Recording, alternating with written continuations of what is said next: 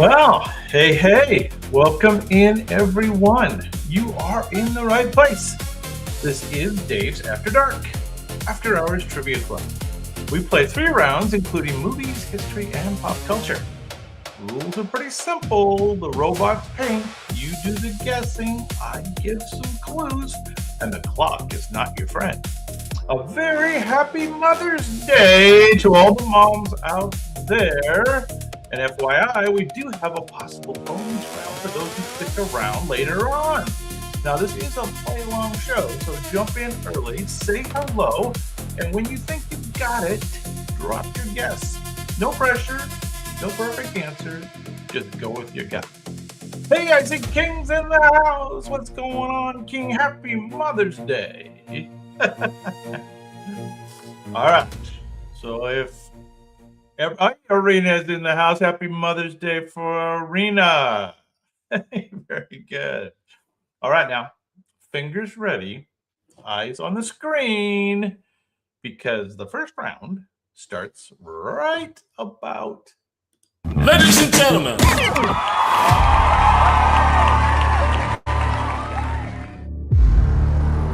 Okay. So, once again, you know the rules. Robots paint, you guess, I give some clues.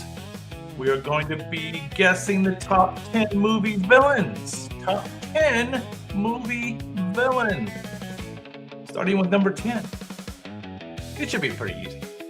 He seems polite enough to offer you a room. Madhu's in the house. King Arena. He runs a quiet little business that has very bad Yelp energy. He has some serious family issues, and that is putting it gently. A certain shower scene made him for royalty. Yeah, there you go. That's what we're looking for, is the character name. So that's very good, King. How about the movie? How about the actor? Anybody got any of that stuff? Top 10 movie villains. You are correct, Mr. Norman Bates. Mr. Norman Bates. Yeah. Anybody? Should I go? Norman Bates, and his name is Anthony Perkins. Anthony Perkins. There you go. What's your number 9? Yeah, like I said, these are going to be easy. This villain does his worst work after bedtime. He proves that sleep can be extremely inconvenient. His fashion choices include a striped sweater, love that sweater, a hat similar to mine, and terrible hand accessories. He attacks his victims in their dreams with a razor glove. Yeah, that's his name. That's right. There's a movie. Now, I don't know the actor myself, so you guys can inform me who the actor is. Okay. Robert Englund. Okay. Whatever you say. Freddy Krueger is correct. And the movie, of course, was A Nightmare on Elm Street. Freddy became one of horror's most recognizable villains. There you go. There he is. Kitty. All right. This one's a little more modern. He believes the universe has a math problem. Now, some of these are hard today. Actually, they're not all easy. This one's pretty easy. His plan is horrifying, but he explains it like a stern substitute teacher. He collects powerful stones. I remember that part. Like the world's worst jewelry hobbyist. With one snap, he wipes out half of all life. All right. You guys, Matthew, you beat him. Very good. And it's Josh Brolin. Yeah, I think it is. I think you're right. And he's, various Avengers movies. I think the one they're looking for is Avengers Infinity War. Thanos. Am I saying that right? Thanos. Josh Brolin. Yeah, you can recognize it. All right, number 7. This is a villain. He is not big on conversation. He moves slowly yet somehow he always is right behind you. Always. His mask is blank, pale, and deeply unfriendly.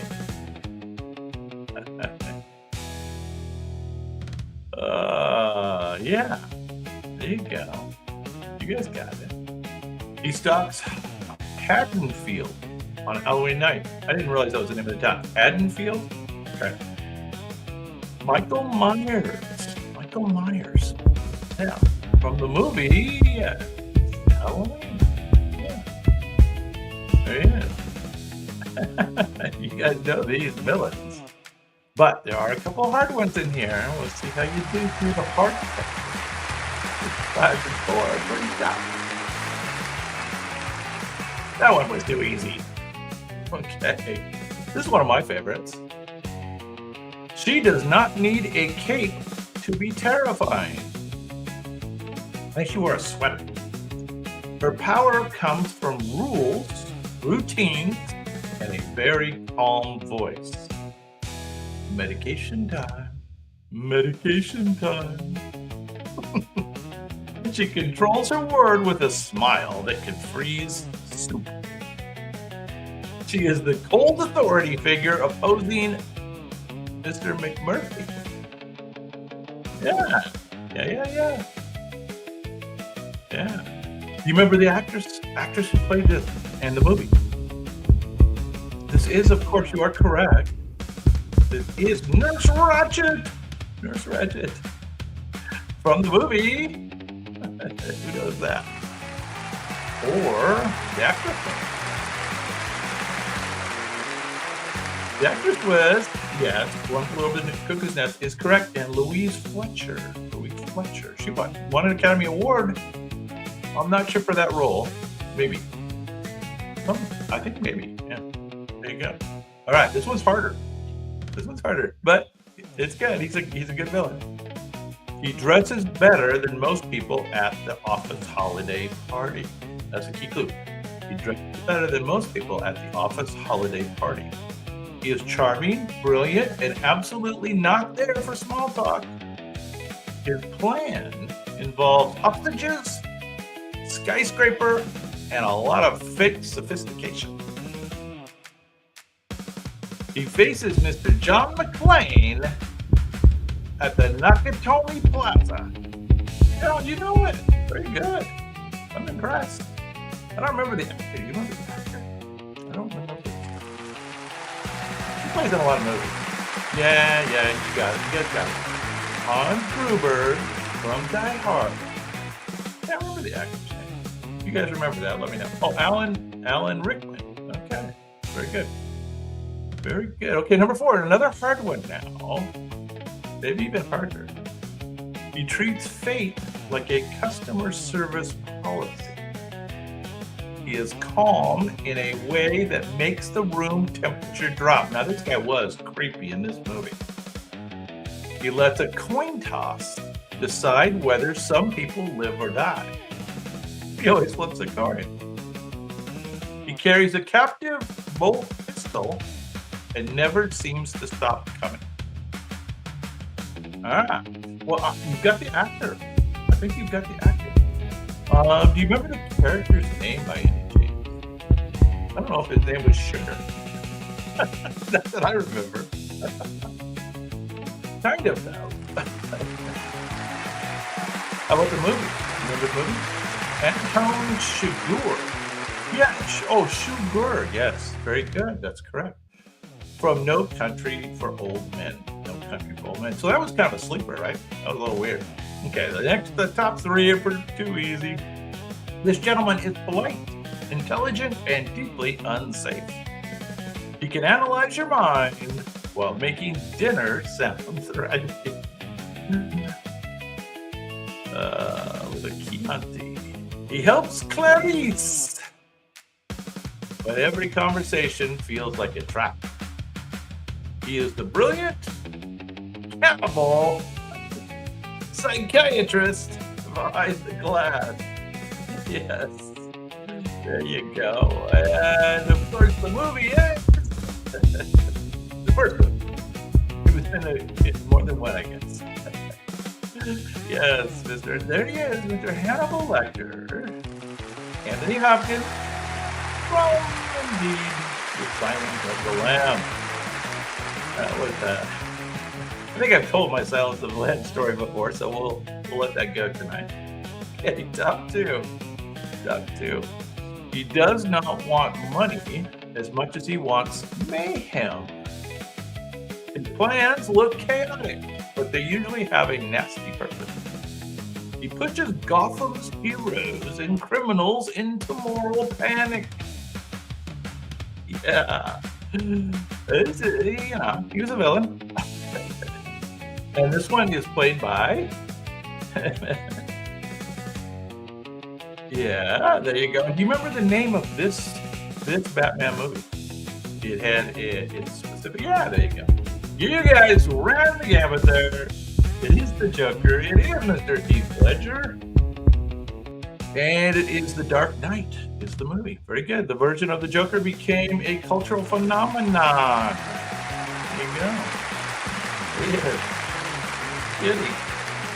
Why so serious? Why so serious?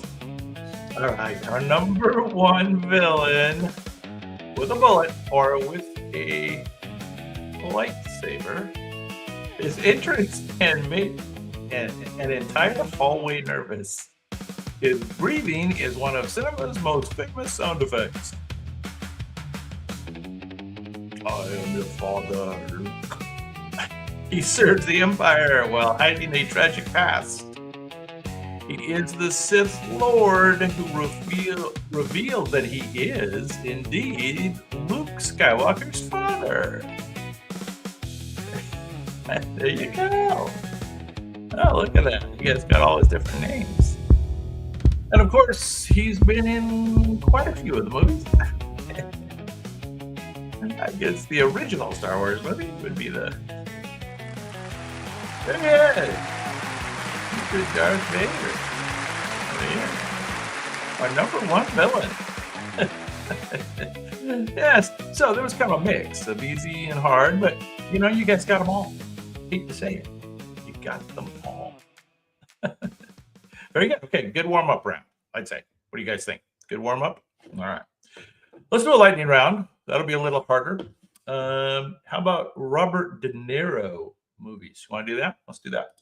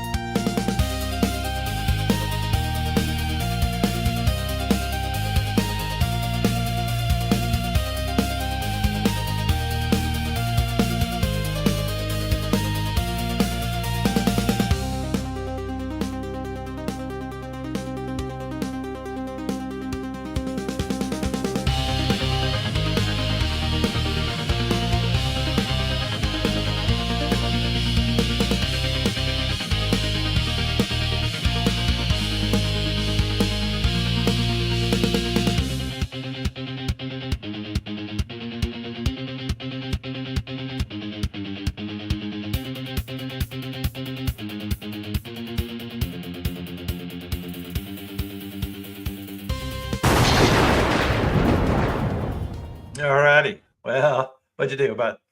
Get about 80%? you got most of them. I love that Cape Fear one, right? That's quite the look he's got going into Cape Fear. Did you get the one where he's the comedian? The second one that was up, he's a comedian. Do you remember the name of that movie? I can't even remember it myself. I don't have my list. So I guess we'll just have to let that slide. A lot of good movies, right? Yeah, a lot of good movies. Don't love his politics that much, but good actor. All right, let's move on. Let's do the 10 acts that are most associated with Woodstock. So these are famous musicians. This is going back a bit. Back in the day, you guys were very young men or not even born yet.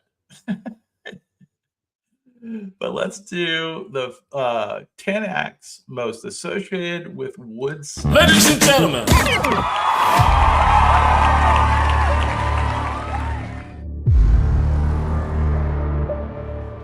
some of these will be hard. Here we go. 10 acts most associated with Woodstock. Now, this performer helped start the whole legendary weekend. One of the absolute first acts up, okay? He stepped up when the delays left the festival scrambling. So I don't even think he was supposed to perform it at first, but everything was disorganized. They were having lots of problems. Nothing was working. But he got up there and played. His passionate acoustic set gave the crowd its first big emotional lift. Now, this act is awesome on the movie, if you ever get to watch the movie. He opened Woodstock and improvised the unforgettable Freedom melody. Freedom! Oh, yeah, it was awesome. Anybody remember this? You guys are going to learn something. This is Mr. Richie Haven. Richie Haven. If you haven't seen the Woodstock movie, you might want to go back and watch it. It's pretty cool, and there are some amazing musical acts. Richie Havens was not originally supposed to play, so there you go. All right, now this was a kick too. This guy's a kick too. This singer turned a familiar song into something wildly personal. Now his stage movements were so intense, they practically needed subtitles. So this guy was absolutely bizarre on screen. On stage. His Woodstock performance helped push him into a major stardom. Nobody knew who he was before he played here. He delivered a famous version of With a Little Help from My Friend. So this is another famous Woodstock performance. It's a little before you guys' time, I think. Not Springsteen. This was Mr. Joe Cocker, who put another one of these performances. If you haven't ever seen it, you should see it. These are intense. They kind of made the whole music industry, to be honest. Now this guy had a huge group back in the day, and he was very big at Woodstock still. This group brought a blast of funk. This is the Funkster, when the crowd needed it badly. They played deep into the night when most people should have been asleep. Their energy turned exhaustion into a full-on dance party. Now these guys lit up Woodstock with I Want to Take You Higher. Higher. Want to take you higher. Okay, Earth, Wind, and Fire is a great guess. It's a great guess. Earth, Wind, and Fire based themselves on this act. I think you'll know it, actually. Do you remember a guy named Sly Stone? Sly Stone. This is Sly and the Family Stone. Sly and the Family Stone brought one of Woodstock's most joyful performances. There you go. At 3 o'clock in the morning. There you go. All right, take it easier. I think you know this act. I think you know this. This band floated in with a heavy dose of psychedelia. They were all wearing some crazy outfits. Their music helped define the San Francisco sound of the era. All right, Miss Grace Slick. Her voice gave their serious set Early Morning Electricity. They performed White Rabbit and Somebody to Love at Woodstock. The picture, you can't really tell who it is there. That is Miss Grace Slick, actually. And who was Grace Slick's band? Hey, Matthew, what's going on, man? Not the Grateful Dead. This is the Jefferson Airplane. Before the Starship, they were known as Jefferson Airplane. There you go. All right, they're going to get easier, so hang in there. Number 6. I think you know this group. This group brought harmonies instead of sonic chaos. Their performance helped capture Woodstock's folk rock spirit. This is the spirit of Woodstock. They were still extremely new as a performing unit. Woodstock was only their second gig as a complete band. Oh, this is way before the Eagles. And it is in the era of Mamas and Papas, but it's not the Mamas and Papas. So, guess again, these guys kind of set the groundwork for a lot of these bands. These guys were huge. Crosby, Stills, Nash, and Young. Crosby, Stills, Nash, and Young. There you go. You guys need to go back and watch the Woodstock movie. That's all I got to say. All right, Matthew. I think you might have been trying to say that one or this one. Now, this band brought a tighter, swampier sound. Well, Matthew was clairvoyant. Their set was more direct and polished than much of the surrounding chaos. I'm gonna make you write it out. Can't do the abbreviated. The ones that always did the abbreviations. Oh, the doctor. The doctor used to do the abbreviations. Speaking of the doctor, where the heck is he? We always could use a doctor in the house. They played songs like Proud Mary and Bad Moon Rising. I love this band. Yeah, there you go. Thank you, Matthew.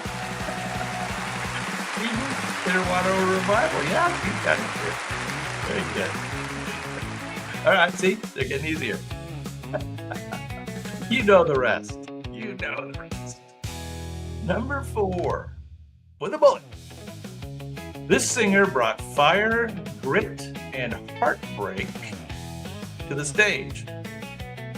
Her voice sounded like it had lived 3 lifetimes before breakfast. Yeah, that's a good description of her voice. Very good.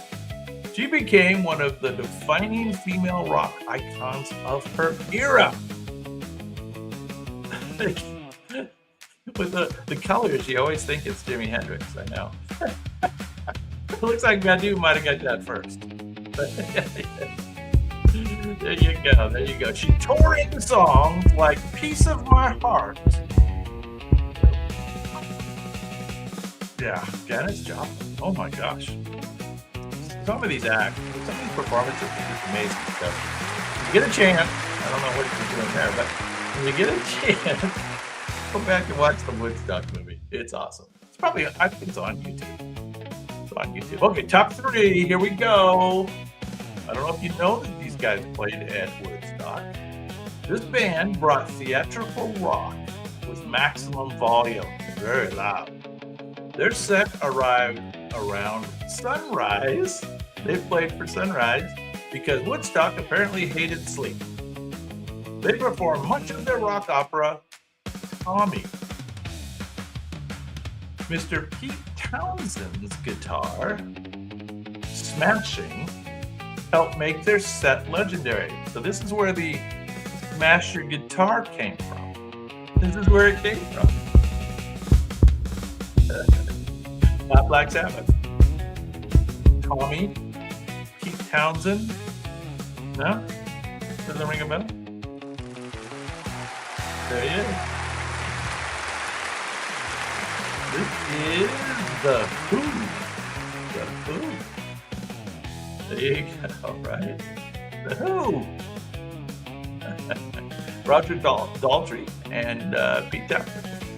All right, number 2. Now this was where this guy became famous. This band was not yet a household name when they arrived. Exactly, Matthew. You know. Their sound blended rock, Latin rhythms, and serious percussion firepower. Not Jimi Hendrix yet. And onto that, you know Jimmy's number 1. This is number 2. Their performance helped launch them into national fame. Their Soul Sacrifice jam became one of Woodstock's signature moments. Think of soulful guitar. Soulful guitar. There you go. One right in with the answer. Thank you very much, Mr. Santana. Santana's Woodstock performance was a career-making explosion. And you've all been waiting for it.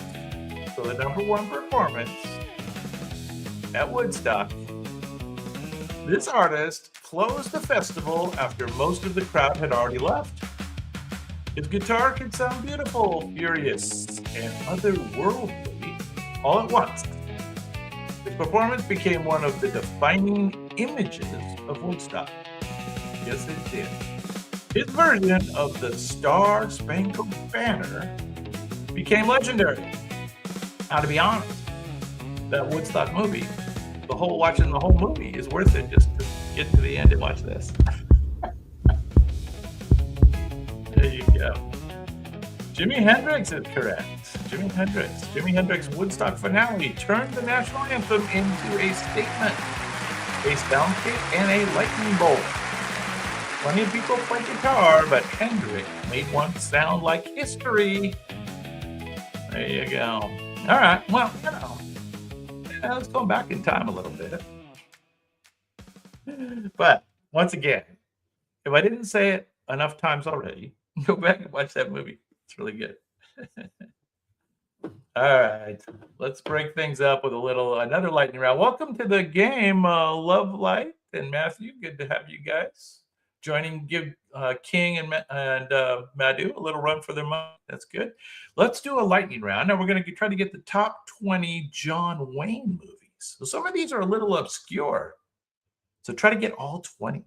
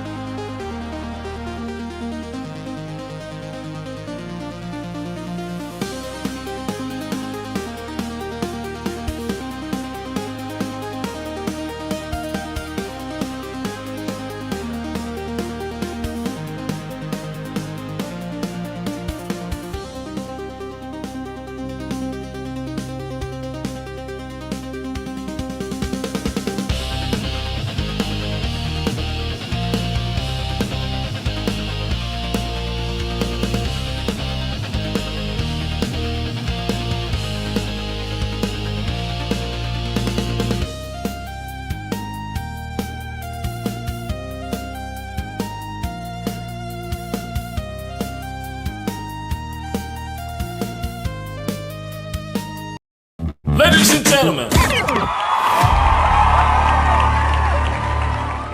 Jumping into the next round. We're jumping right in. We're going to do the, what are we doing? Movie sequels. Movie sequels that were better than the original. Movie sequels that are better than the originals. Sorry I kind of jumped into that, but things happen. Robots go crazy. All right, number 10. This sequel proves that hero work can really mess up your schedule. Its main character struggles with responsibility, romance, and rent. Now remember, we're doing sequels. So these are the sequels that were actually better than the originals. Hey, what's going on? Good to have you in the house. Pick and grin. You are correct. You guys are going to be good at this. I can tell. King, Madhu, Matthew. This is Spider-Man 2. Correct. And Matthew even spelled out 2, so we'll give him extra credit. Movie sequels that were better than the original. Spider-Man 2 is correct. All right. I don't know how this next one got in the list, but it's here. This sequel is sweet enough to require dental supervision. Its hero believes manners can solve almost anything. A stolen pop-up book sends the story into charming chaos. I didn't see it. A small bear in a blue coat wins hearts all over again. King saw it. Did you see it? I don't know. I guess it's better than the original. Which, that doesn't surprise me.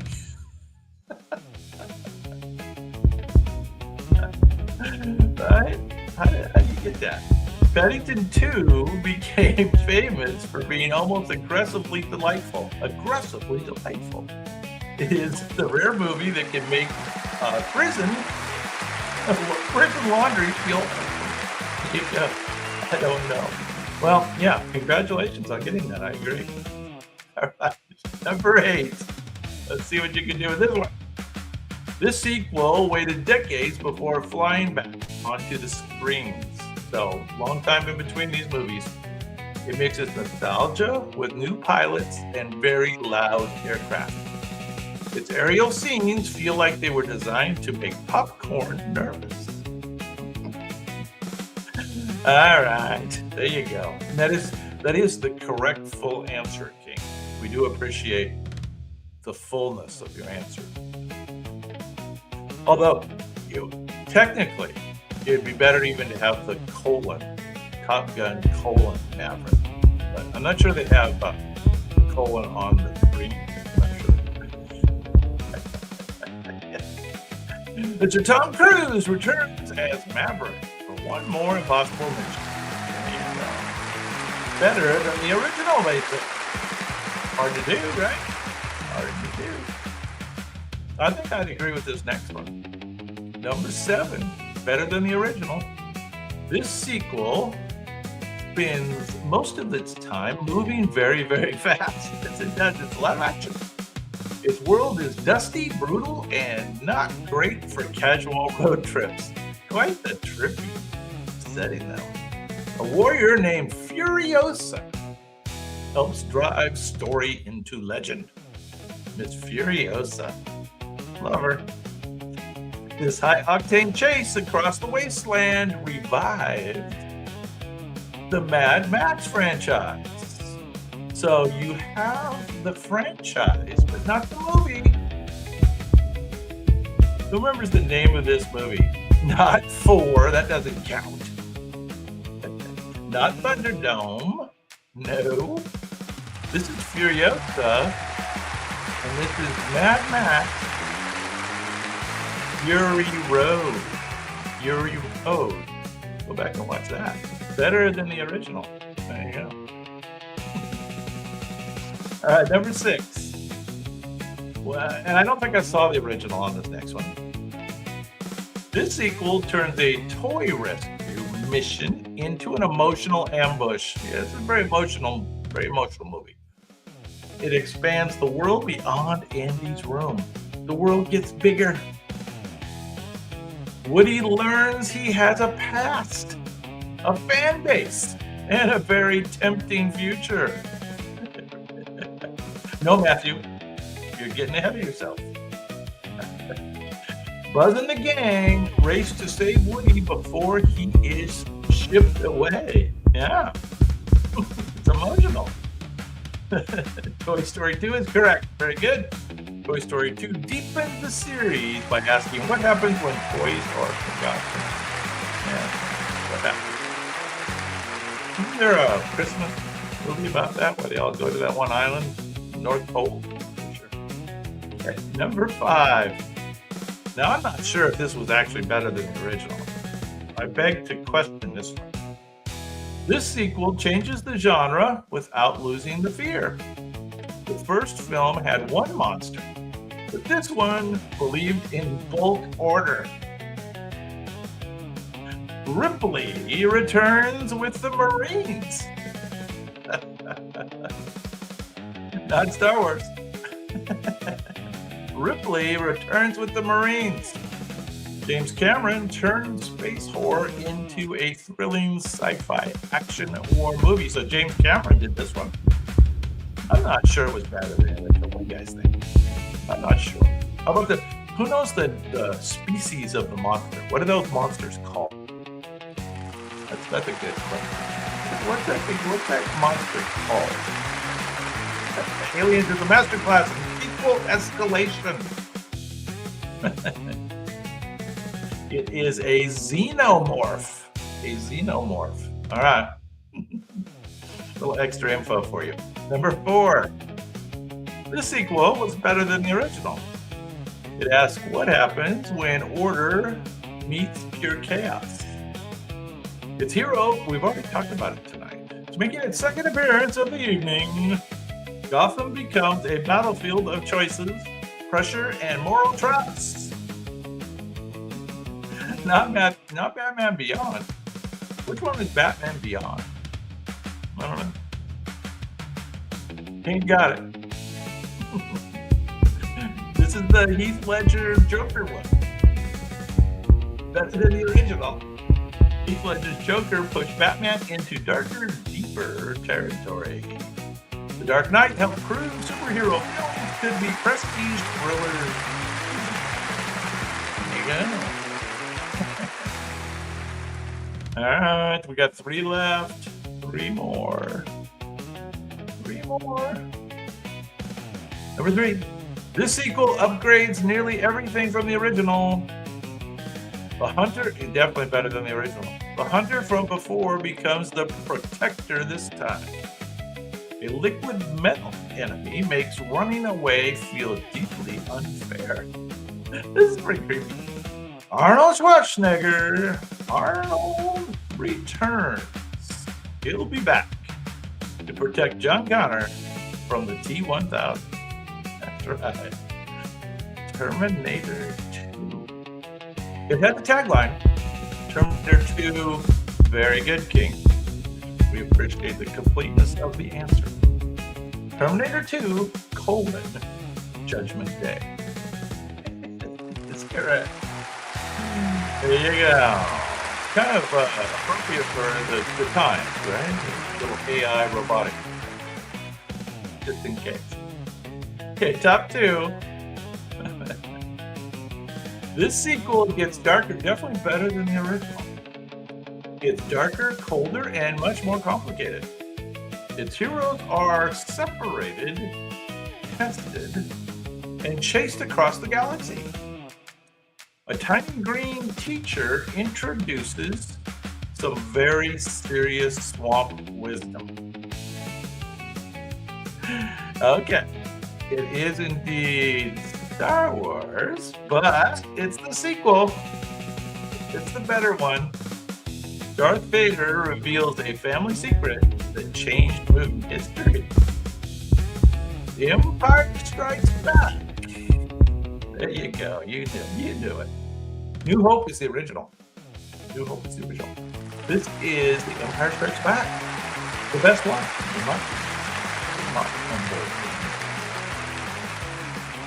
There he is. He's the Frozen. Carbonite. Tough luck. All right. And number 1, best movie sequel of all time. This sequel tells 2 crime stories across 2 timelines, before and after, not in the middle. It shows one man rising while another man slowly loses his soul. Young Vito's early life mirrors Michael's tragic transformation. Francis Ford Coppola his follow-up is often called the greatest sequel ever made. And that's why it has the number 1 spot. There you go. And I don't think it has a tagline.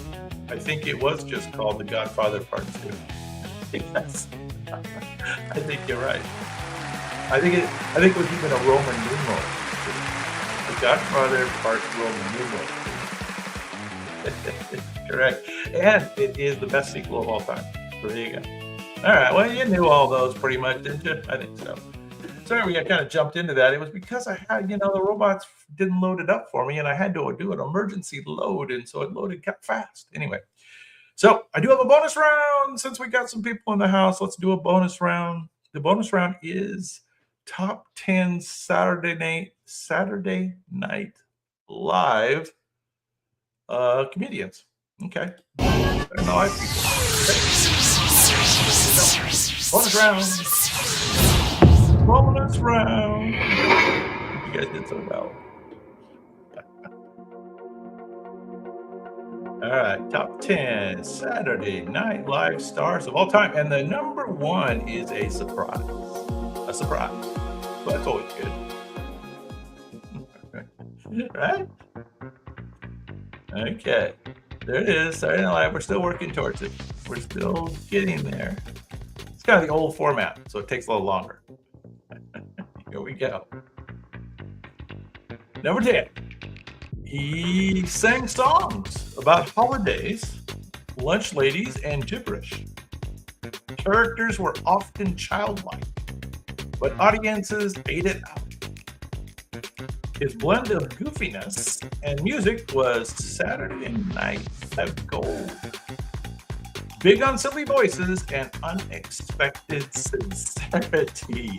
Yeah, he had that sincere streak, right? Yeah, you guys know. Very good. Matthew King. Very good. Known for the Hanukkah song and post-Saturday Night Live movie Empire. Yeah, he became a little bit famous. He kind of chilled out. Of course, I love Happy Gilmore. I'm a golfer. Well, I love the Happy Gilmore thing. Yeah. He was on the show from 1990 to 1995. And you guys already know, it is Mr. Adam Sandler.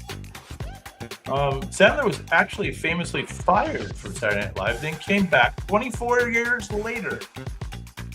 24 years later to host. There you go. All right, well, you guys don't know these. Number 9. Number 9. He didn't just revive Saturday Night Live. He resuscitated it. Characters like Buckwheat. This is going to make me laugh. And Mr. Robinson ruled the early 80s. Yes, of course. What were some other... Michael Jackson, I like that answer. What are some other characters that he played? I think he played Michael Jackson. This is Buckwheat. Almost single-handedly saved the show during its slumping years. Yes, his charisma was electric. His timing was impeccable. Eddie Murphy is, of course, correct. He was only on the show from 1980 to 1984. Murphy once hosted Saturday Night Live while still a cast member. It's something no one else ever did. He's the only one to host while being a cast member. I wonder who didn't show up. Right? Somebody didn't show up. Hard to believe. All right. I think you'll know this lady. Glasses, wit, and a pen sharper than any punchline. She was quite the writer. She co-anchored Weekend Update and co-wrote the new Millennium's Saturday Night Live voice. Later, she created 30 Rock, turning her own career into comedy gold. There you go. Yeah. Well, according to the robot, she's number 8, Matthew. But, everybody can have their own opinion. Her Sarah Palin impression, that was good, became the stuff of political legend. Yeah, that was pretty good. And the robots need to do better with their teeth, I think she's missing a couple of teeth. Head writer, update anchor, and post-Saturday Night Live TV mogul. Tina Fey was the first female head writer in Saturday Night Live's history. changing the game from behind the scenes. There you go. Now, her friend is at number 7. Can't believe she's ahead of her. Brash, brainy, and brilliant, sometimes all in the same sketch. She played Hillary Clinton with icy composure and manic energy. She is one half of the best update duo ever, possibly. There's a lot of them, a lot of best update duos. She could swing from absurd to grounded without missing a beat. Who knows who this is? She starred on Weekend Update and helped redefine sketch versatility. And of course, she went on to have her own fairly successful show as well. All right, who knows who this is? It's hard to spell. Yeah, I know.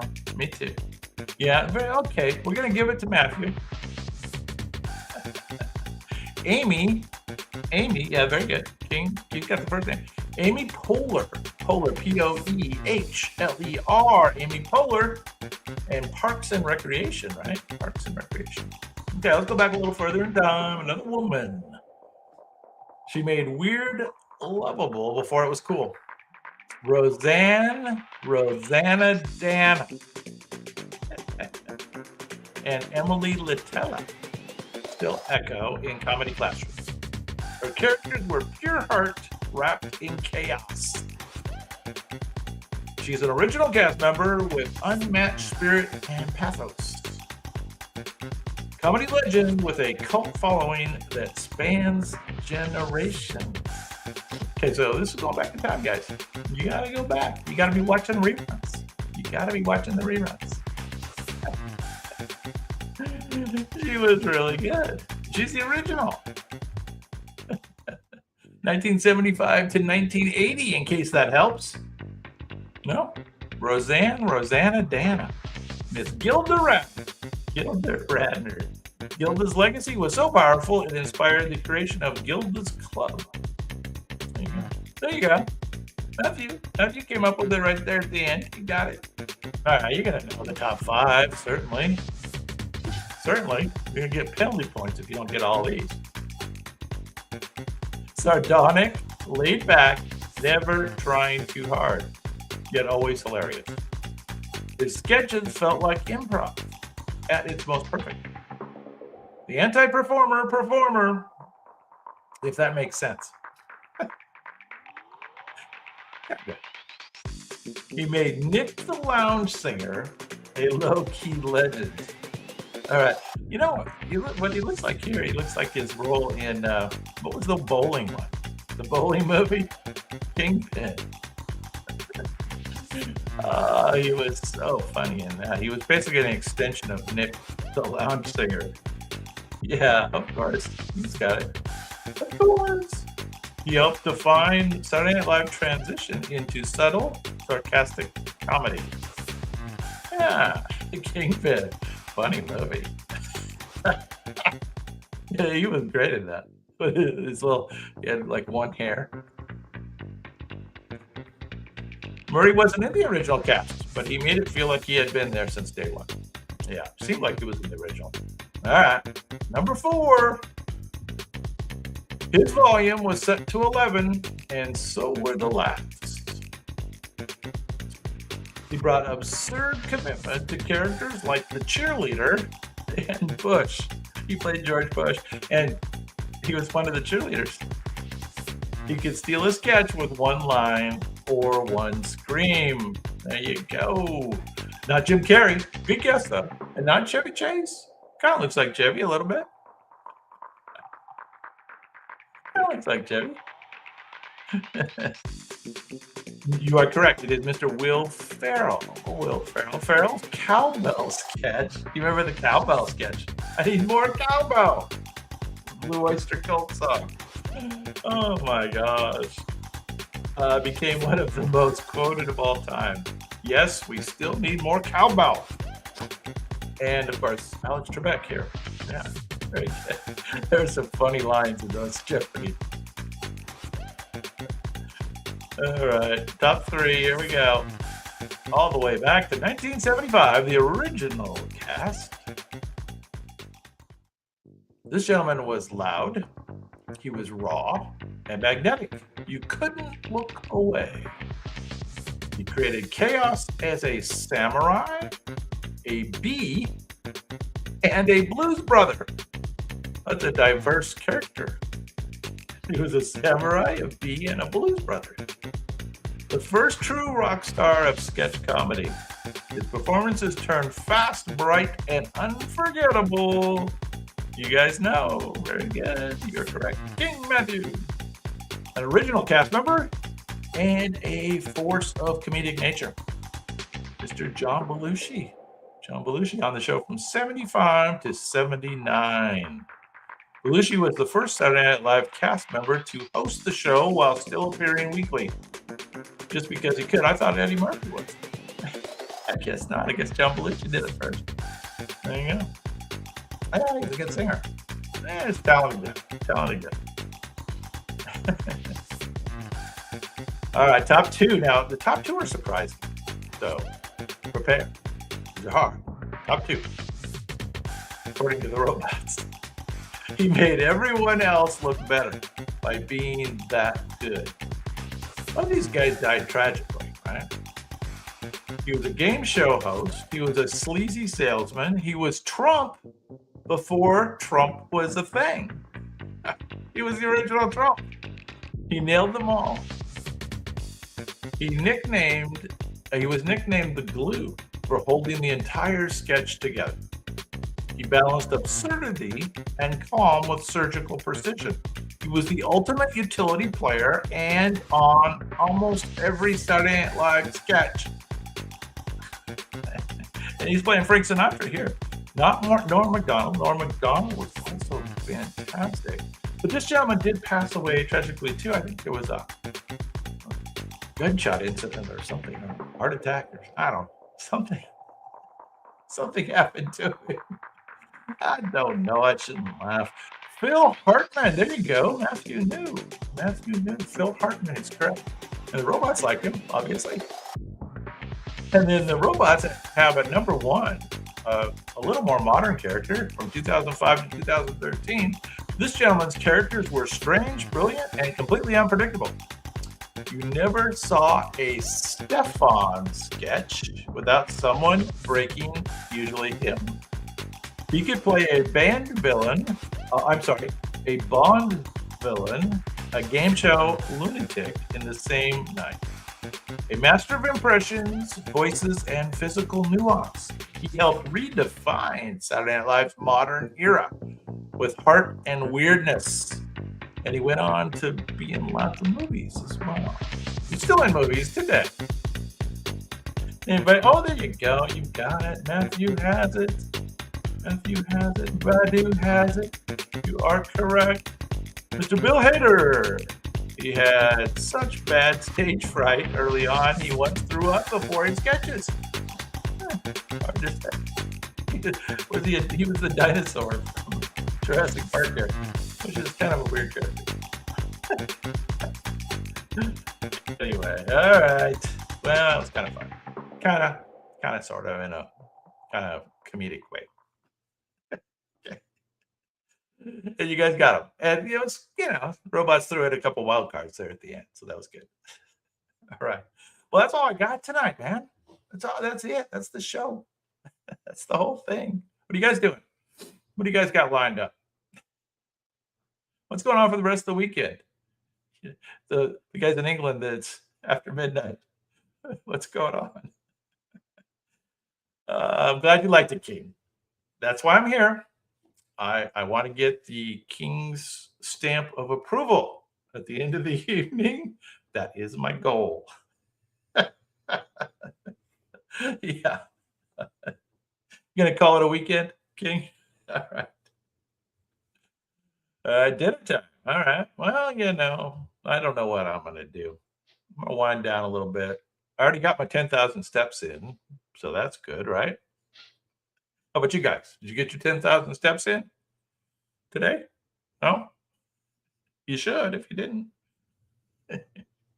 All right. Well, we will try to have an equally funny, clever show next week. And I really do appreciate you guys showing up and playing the game. It's kind of fun. It's a little more fun with lots of players. So that is good. I do have a compilation video to wrap us out. So good night again. Thank you for being here and take it easy. See you next week.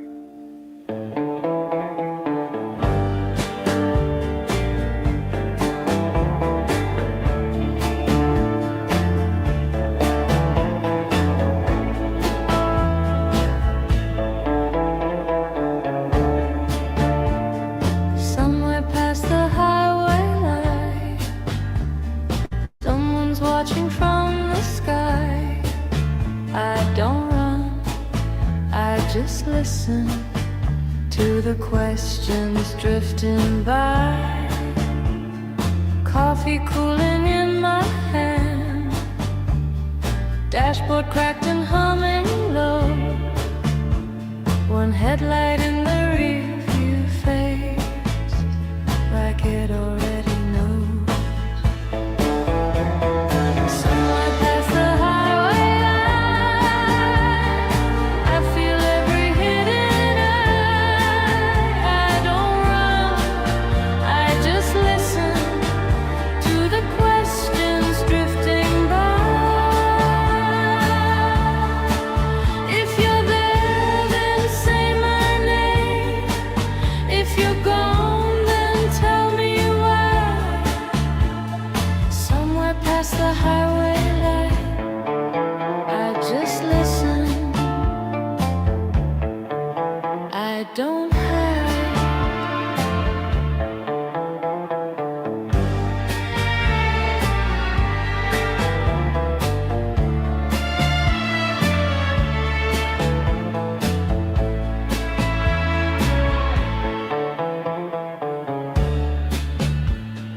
Radio's a quiet storm, talk show callers chasing ghosts, static rides between their words, stories only midnight hosts.